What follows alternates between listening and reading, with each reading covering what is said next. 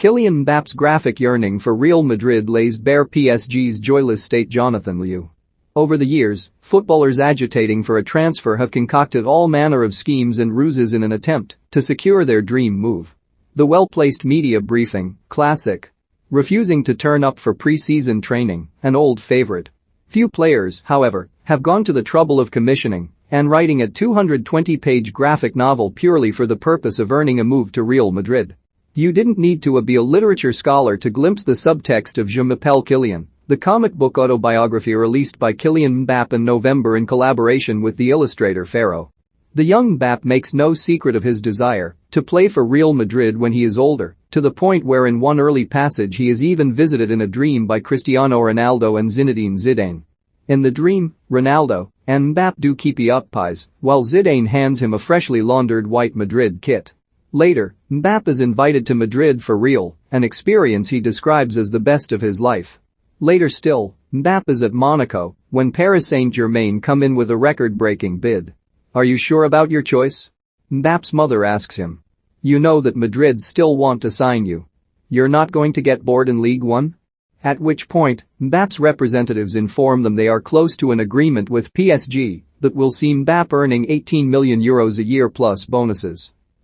That's not bad," Mbappé grimaces, with a grudging acceptance that the wheels of this high-end transfer had been irrevocably set in motion. "I mean, as graphic metaphor goes, Mose, this is not."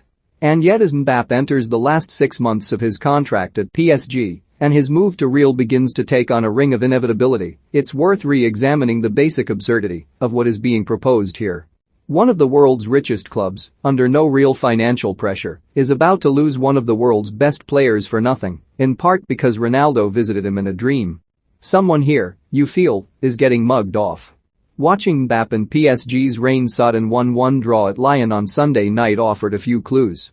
Mbappé wasn't the best player on the pitch, or very possibly the best player on his own side, that was probably Marquinhos.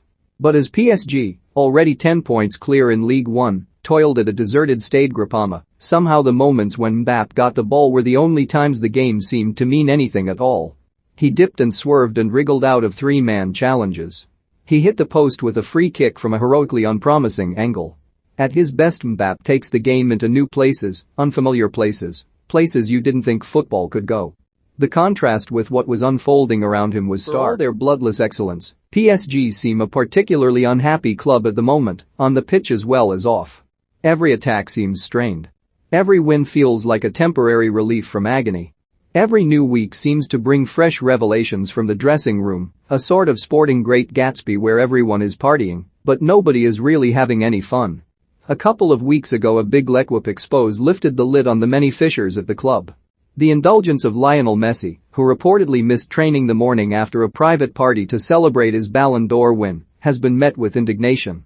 Keylor Navas and Gianluigi Donnarumma are currently engaged in a gloriously bitchy fracas over the goalkeeper's jersey. Mauro Icardi's marriage has been in crisis.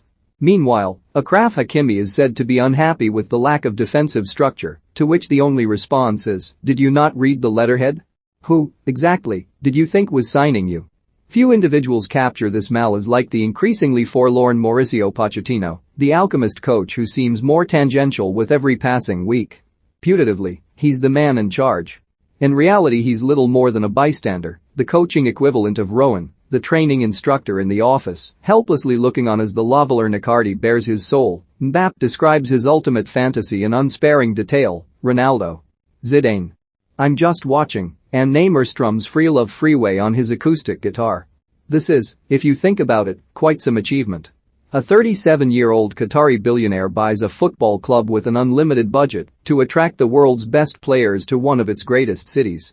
Over the course of a decade he wins 7 league titles by a combined margin of 101 points. On paper, and let's set aside the morality of the thing for a minute, this sounds like the most riotously fun project in the history of football. And yet for some reason, it's not. It feels malcontent and unsatisfying, and overwrought and over-serious and thoroughly joyless. Is this why Mbappé is leaving? Probably not, although it certainly doesn't help.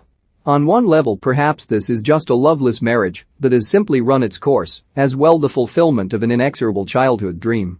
And yet whatever Mbapps' motivations, it's hard not to see this as a judgment on PSG too, a club that for all its riches seems to have lost its way, lost itself, forgotten why it got into this in the first place. When you have all the money in the world, few players are ever truly irreplaceable. And yet PSG may just discover that Mbapps is one of them.